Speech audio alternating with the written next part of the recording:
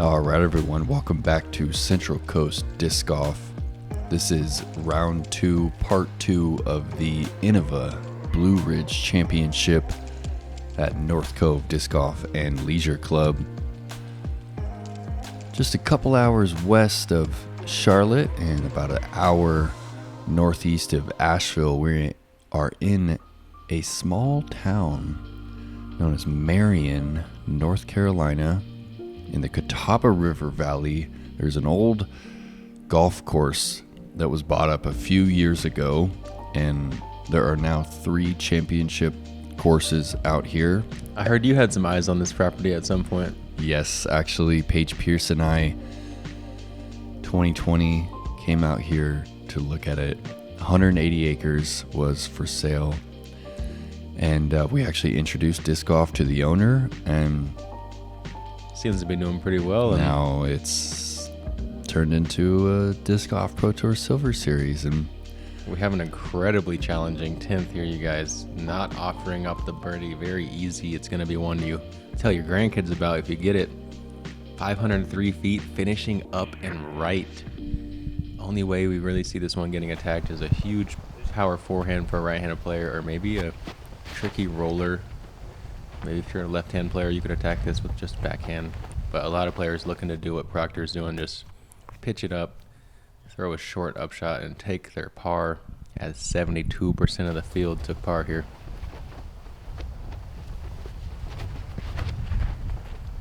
And this lead card kind of struggled on the front. Yeah, there were some good scores, but every player had at least 2 bogeys, so no one keeping it clean yet. Ben, once again, been throwing this glow buzz a bunch. Maybe a bit low. He's going to need to get some ground play, but he should have a nice, gentle turnover backhand into the green from there. Kyle going DD3 here. Yeah, just go. Really rips through on that. I think he didn't seem happy with that one, but that's a big forehand to get to that. Usually when Circle Kyle's 2. not happy, it's like circle 1's edge or circle 2. He's a very, very good thrower of the disc, and he demands a lot out of himself. You do not want to be short right on this hole, though, and all the players avoided that. Ben puts that one up there. Very nice. Ooh, interesting to see Proctor go forehand when he had that little chip backhand window, but maybe just felt like he could land it softer.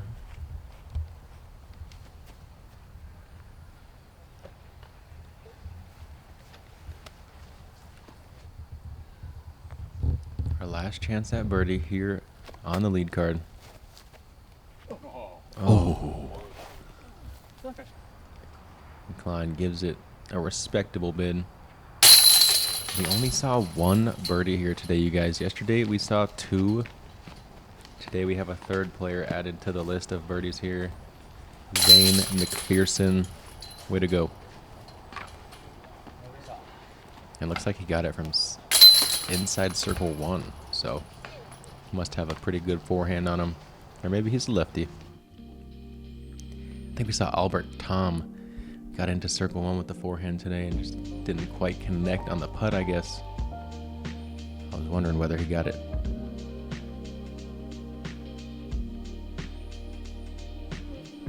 Right, hole 11, 375, playing back into slight headwind here.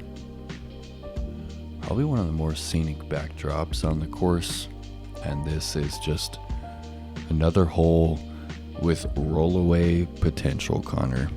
No, it doesn't do that. You really don't want to be putting from distance on this hole. This is right in between, max distance mid and kind of a down tempo fairway for a lot of these players. James going with that mid range, and Yeah, the key is just to catch a piece of the hill before you get to pin high. Otherwise, it's going to be hard to stop the disc. Nice. and Isaac going FX2 there, using that stability, and Just oh, catches up on the circle 1 whisker and kind of spins in place. Stole a little bit of distance from him, and Ben He back to is that same just buzz. loving this disc, and that headwind kind of flips it up and kind of takes that one. I know I've heard some of the Discraft players talk about those buzzes having a little extra stability, so maybe he just really feels like he can send it hard as he wants. And Kyle going a different route here. He's Splice. taking a splice. The juicy watermelon splice, just More, man. This is a really overstable disc, and I mean, for most people, it'd be hard to even get the distance there. especially with that only little amount of turn he had on the hand. And Ben runs it from deep, very scary here. You see so many rollaways, and some of the rollaways that happen on this hole are to the tune of hundreds of feet. Yeah, boy. Okay. Climbs in there. Well earned birdie there for Dr. Proctor. Oh, Kyle gives that one a respectable bid. Does he sit? Looks like he gets fortunate. Don't know if Isaac did as well.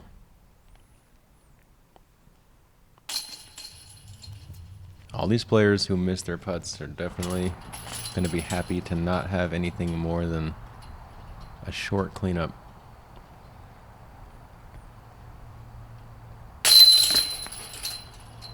I may or may not have been putting from that bush long and had a rollaway go about 180 feet down the hill to the right from the tee angle and find the out of bounds. It's a tough one to swallow. It's possible on this hole.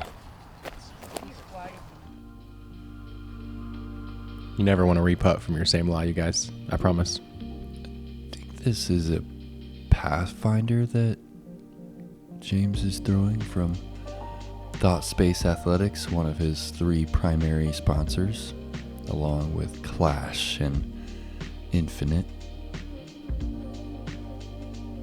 Yeah, that's my bad earlier, Thought Space. I forgot to shout you guys out. I know he's playing for Clash as well, but he's definitely showing the love, throwing discs from all 3 of the companies. And hole 12 is a very fun and unique par 4. Plays generously down the hill off this first shot. Choose distance driver or straighter fairway and try to push it as far as you want. Whether or not you want to birdie, you probably need to be inside like 450 feet to really attack this one, unless you're just a madman. And steep slope on the green really drags you down right to that out of bounds line that plays once again inside the circle over there. Let's see if we can get a birdie on the 12th.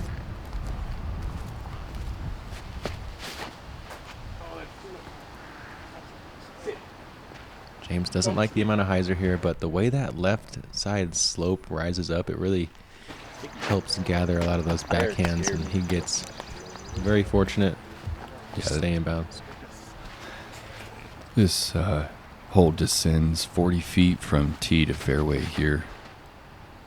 Feels like 100 to me.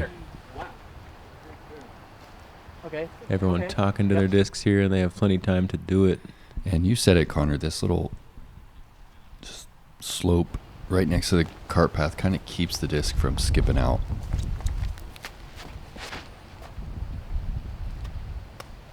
Ben also just a bit too much hyzer. This one, though, does it do it? Yeah, once again, collects into that hillside. Not a course where you see a ton of skip, especially as you get around those car paths. They just seem to have the grass a little extra luscious on the edges. There it is. Kyle getting that DD3 to flip up pretty nice. Wow. Kyle might have mid-range into the green from there, honestly, with his power. So Isaac's probably 470 out. Looks like he's playing this one conservative, just trying to take his par. Smart play, because that's really the only big danger here, is trying to press too hard on your second shot. Seems like most shots off the tee end up in bounds. There's a lot of room to work with.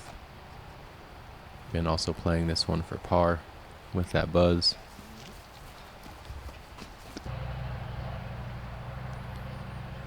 James looks like he has a little more intent behind this, though. Let's see if he's attacking. And he is.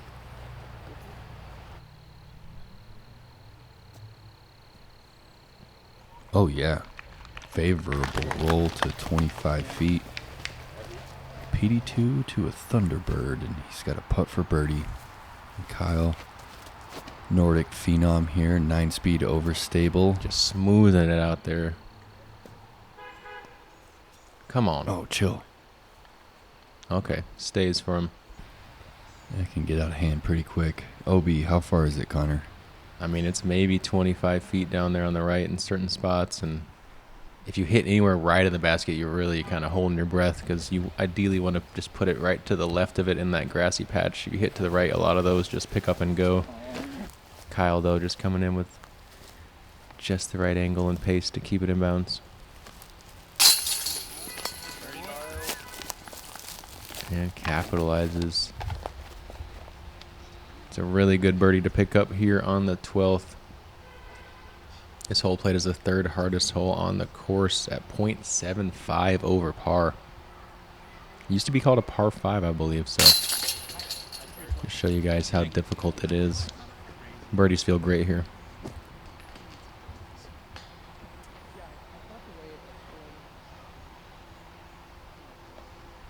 We only saw 9 birdies on the day on this hole. 2 of them right there. Oh, good little left side stick right there.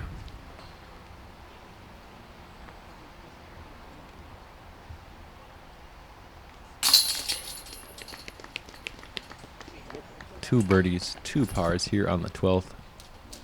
What you'd expect out of the lead card.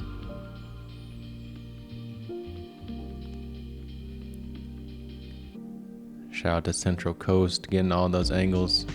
Pavo back there, working that camera. It's a good look at Kyle's delivery right there. Just almost palm to the sky.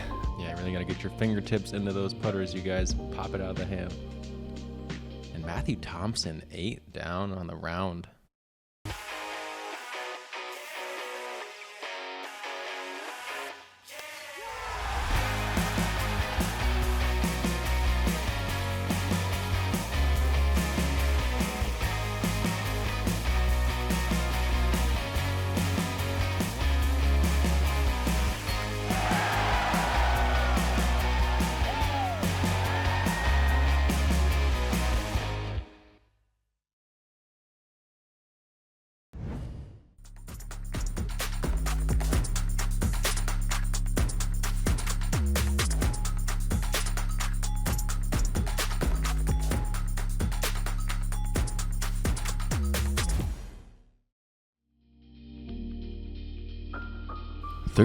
Bit of a curveball here. 300 feet, slightly uphill. It sends 12 feet from the tee to green. And what is this gap, Connor? Maybe 8 feet across this first one? It's even less. I actually, during practice, kind of spider climbed up it. And, I mean, my wingspan is only like 6.5 feet. So it just goes to show how tight that gap is. And James knows just how big of a miss that is, because if you're early left right there, I don't think we've seen anybody get up and down for their par. Oh my gosh, Kyle may be feeling a little bit of like the gap tightened up on him when James missed it. It can be one of those holes that, you know, once one player misses it, it kind of can get in your head. And oh, So close. And there was a bit of a backup here. This lead card had to wait about 10 minutes before they were able to play the hole. definitely not the hole you want to be sitting and waiting around thinking on. We also see a very tricky green. There's a lot of putts on that pin high right side that you almost can't even make without some kind of trick shot or some kind of, you know, really tough putt. And I feel like forehand roller is almost the only way to birdie or to get up and down for par from where Proctor's at. Oh, and he just straightens that. I believe he's on the Dynasty right there. Straightens it out a bit too much. Man, let's see if he can find a way to loft that one in, a la Greg Barsby or something. Isaac nearly Isaac tries with the forehand roller and then throws the forehand panning shot into the circle. What? I haven't seen Isaac throw a forehand in months. Yeah, what's up with them Georgia boys? Alden and Isaac steering Alden clear. will throw a number of them, but I feel like he works that backhand a lot too. But yeah, especially the Robinson brothers, they find a way to make the backhand work, and it definitely is the better of the two shots if you are to master one. Obviously, you want to have every tool in the game, and the forehand is a great one. But What an up and down. I think the first one we've seen from that left side. Yeah, if you're left, especially before you really get out of the thick of that gap, it's really tricky. Kyle making sure to give this one the respect it deserves. Every stroke matters, especially when you want to win on the Disc Golf Pro Tour.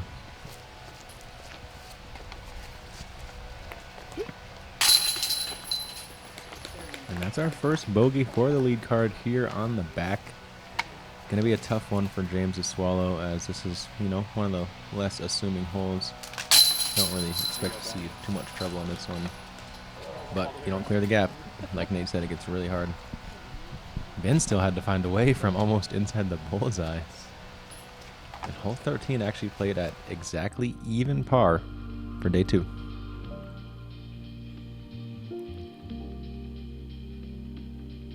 This green feels like it's out of like someone's backyard garden almost. It's pretty interesting. Beautiful little creek running beside it too for the ambiance. And the 14th has to be one of the more fun holes to throw out here.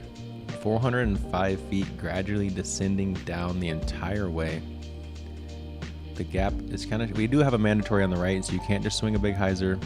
The gap keeps you honest throughout. We do have a hazard bunker to the left, and out of bounds is only 12 to 14 feet long. Most players here are going to be looking to play either a soft mid-range or a firm putter shot and really push it straight. This looks great out of Callaway. Oh, yeah. Left side's good over there. Kind of takes that death putt out of play. Yeah, anything short, you're putting right at the water, but if you can get pin high left, it's a very safe angle. You won't really be able to find the out of bounds on the putt unless you get some extreme misfortune. Kyle going with the logic, I believe, here. Played a little bit of practice with him, and he was liking that shot selection on this one. Just not quite able to get the finish he wanted. Yeah, the hyzer flip putter shot seems to be the preferred route for most of these players. There it is. Tasty. Isaac playing a little more direct, low line. I wonder if he went mid there. Beauty. This using that hyzer angle to kind of control the distance. And just for good measure, we kind of have this sectioned off log looking like a big caterpillar, just blocking those low shots. Like James is here, but he pops Climbs over the it. log. Come on. On cue, James said, is that the one you're talking about? Yeah.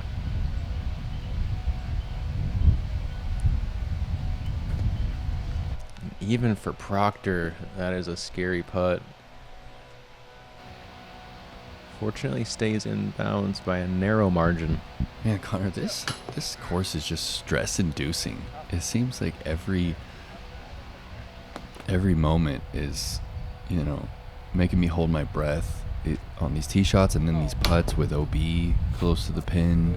And we haven't even got to the farewell corner with these last 4 holes, so buckle up, you guys. We got a show coming. We've seen these last 4 holes really dictate how the round is going to go. And the course is averaging right at 5 over par. Even in the good conditions today where we weren't worried about weather dropping on us, played .47 over on average, and these are the best players in the world, you guys. 4.7. Yes, sorry. 4.27 over. Okay. That's about as high as you're ever going to see on the Disc Golf Pro Tour. Like I don't know if we've ever really seen holes play full strokes over par like the way we have seen hole 18 play back-to-back days out here. It just doesn't really happen the way our courses are usually designed. And that wrist lever is just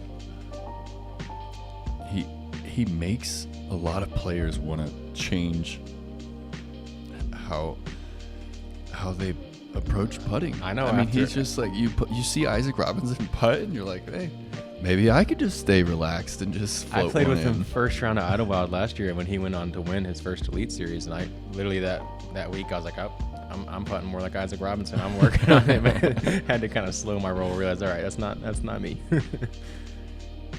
All right, hole 15. This is one of the hardest holes on the course. This tee shot is so demanding. You're trying to land to the right of the sidewalk, right there in this little sliver, ideal spot. It's about 360 to the landing zone, extends to about 390, and then you're left with this 220-foot shot into a green that is only 22 feet from front to back. One of the smallest postage stamp greens you will ever see. And they're kind of trying to recreate hole 17 just on the approach here. Yeah, that USDGC 17 vibes where, Yep. yeah, you got to hit it perfect. And just a bit overturned on that FX4 shot from Robinson. Ben going with the quick flip roller. Can he keep it in bounds? Looks like he's going to push to that ditch, and he will stay in bounds. Oh, no, just curls up too early. Wow, that had to be really close.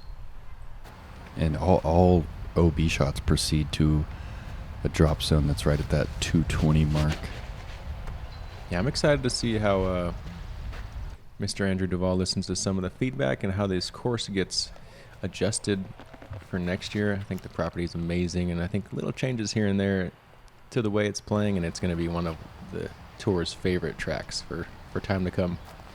And that's about as good of the drive as you can throw in the hole. He pushed this first landing zone to the deep side, and he's going to be pretty open to the pin. And We just get to watch James's shadow coming in, and beautiful dynasty shot there. And James also, he's going to have a hyzer line into the pin. yeah, you either see players line up on the right side of this drop zone like Isaac, and he jumps over the rocks. You do not see that here very often, you guys. That's a two-stroke swing right there. Ben going for the straight. I haven't seen anyone line up on the left side and play straight backhand. Ben showing how much trust he has in his touch. And yeah, Those are big-time shots. I mean, if you miss that, you're headed to another drop zone, and you're putting for a 5. you guys might think this range and this shot is easy for these players, but I want you to come out to North Cove and Chill. try to throw it No. in from 200 feet here. It's tough. Klein pointing that front foot forward. Very interesting style. A little tactic flex Look at over. that What full touch. flex. Kyle Klein, one of the best throwers of the disc this game has seen, honestly. And I think that's why I'm not playing this week. You know, I'm working with the Disc Golf Network and Central Coast, and it's been so entertaining all weekend because we don't see players get challenged at the 200-foot mark anymore. I mean, it's all about the drive and the distance these days, and I love to see how players choose to get creative at such short distances with OB everywhere. No, I think you've hit on that really well all weekend, keying in on that, because that is a range on this course that is extremely important. A lot of these very slopey upshots, these postage stamp greens where you really have to have the touch and you have to be dialed on those short shots that a lot of times we can kind of get a little vague on and just, make sure we put it anywhere close. Here you have to put it close, but in very specific spots. Another look at that backhand flip roller from Klein. Playing something flippy and flat, letting the disc do the work. If you're having trouble figuring out the backhand roller, choose something that's too understable to keep in the air. Try that out. Look at that leaderboard. We have Kyle Klein and Bradley Williams all knotted up at the top as we head into a beautiful 16th, once again flying over that Catawba River. This one's a lot of fun to throw. We have out of bounds with the water here, obviously. Just over this bridge, you'll find yourself in bounds, and It's at the bottom of that slope on the left, really a very punishing spot. Yeah, it's probably the meanest OB line out here. I think just moving it simply 4 to 5 feet to the top of that ridge, and this hole would be perfect. Yeah, you see a lot of good shots like Kyle's hit the ground and then check up on the hill, and it's out of bounds. That's 22 feet from the pin, and he's Yeah. headed straight to a 60-foot drop zone. Yeah, this one does feel a bit brutal, I think. Having that left side slope as a backdrop, I don't think anyone will be mad at it. Isaac giving this one a run, That's OB2. but finds that OB deep. There's the string is right. Oh yeah. And that's one of our homies from USDGC. He's typically the spotter on hole 9 out there. Ben throwing this beautiful die out. Stay. Chill. Oh, and he just gets enough of the dirt to stay in bounds. You'll see kind of stable edge fairway drivers here, as well as kind of hyzer flip up mid ranges, depending on what the players are feeling best with. I've kind of been liking the mid range. I think coming in short right here is not bad. And usually that blunter edge disc, if you do hit the hill on the left, kind of spins down, whereas the sharper disc will just dig. Klein, oof, valiant effort from our leader. Gotta be frustrating to hit the band right there. Especially in that right to left, just kept him up. Isaac takes no time. Just all of 6 seconds to just step up and cash from 60. It's a thing of beauty when he's making putts. And yeah, this one feels like a basketball hoop almost with how elevated it is. We need a backboard out there.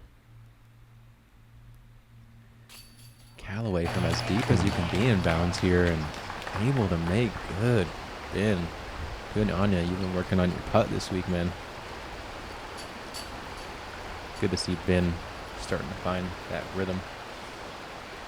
All good players go through slumps, but the best ones work through them and find their way out of it. Here we are with another birdie for Proctor. Fancy little flip out of the basket. Kyle, that was kind of a sketchy angle. That putter came in vertically. Nearly 50% of the field guarding birdie here on 16. Look at this, guys. What a thing of beauty. Out of bounds isn't more than 15 feet long on this basket. That feels like it's 15 feet high, so you miss this one, you're almost guaranteed to find it. Bink. What a satisfying putt right there. A little subtle fist pump. He loves it. And rightfully so.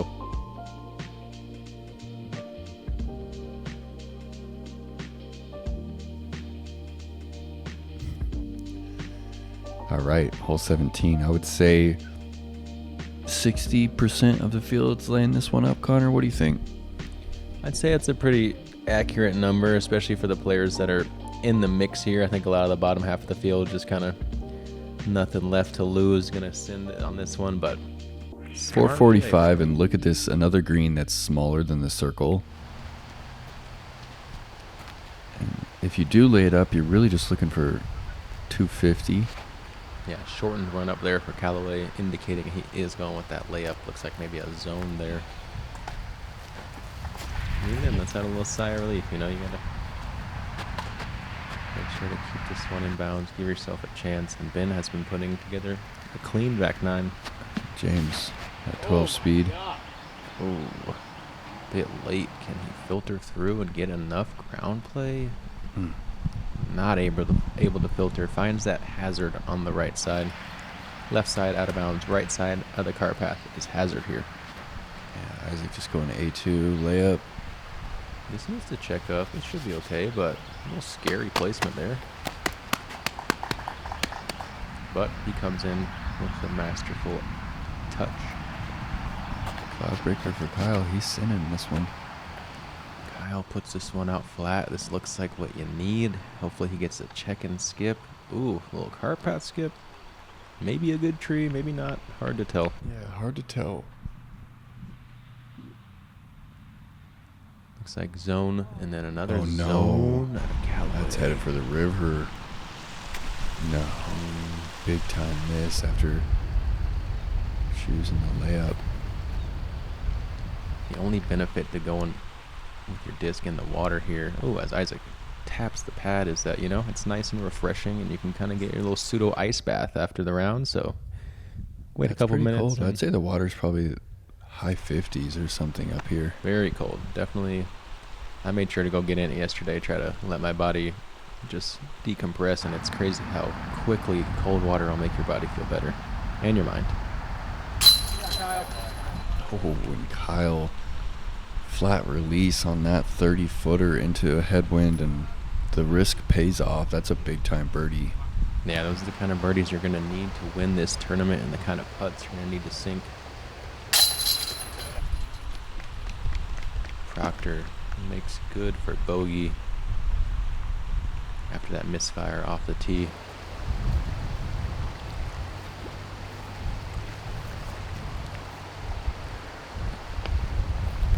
Don't forget, you guys, I see a lot of players taking incorrect distance on their meter in. Don't forget to check your shoe size, see how many inches it is, and don't short yourself. I see a lot of people shorting themselves on that relief and making their stance a little more cramped than it needs to be.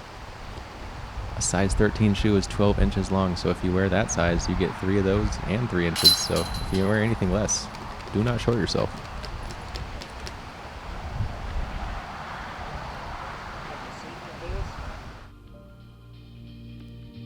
Oh, we love it. The B-cam just never disappoints, and we've seen a lot of Kyle. Deservedly so.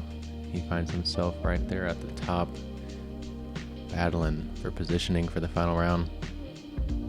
Yeah, he's just one back of the pace set by Bradley Williams. Bradley is now in the clubhouse at 11 under par. Kyle moves to 10 with this birdie, and we move into the hardest hole on the East Coast.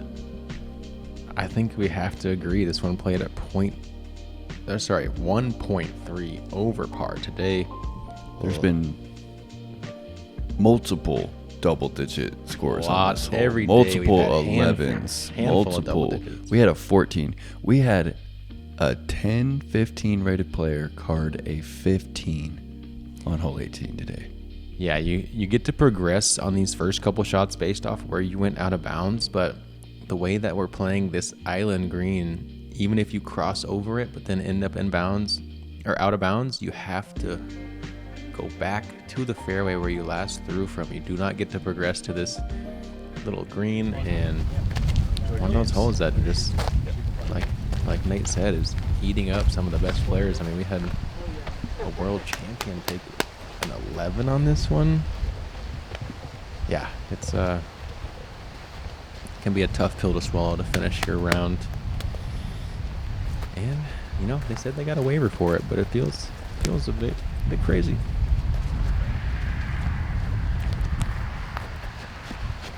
Feels almost USDGC like the ratings maybe shouldn't count, but I don't know.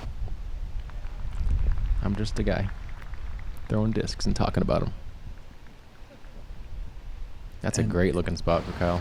And what do you think you need to bite off the tee to try and realistically attack this one for a 3? I mean, I feel like if you're anywhere outside of 400, it just feels, especially outside of like 450, is an extreme no-go. But honestly, for me, I feel like I'd want to be like 350 to go in, because you can't just jam it into this green. You have to come in with some finesse, or you have to, if you do want to jam it, you have to kind of get fortunate on that low right side of the green that bubbles out. But to finesse this one in, you really need to get yourself close to where you can throw like a mid-range or a putter.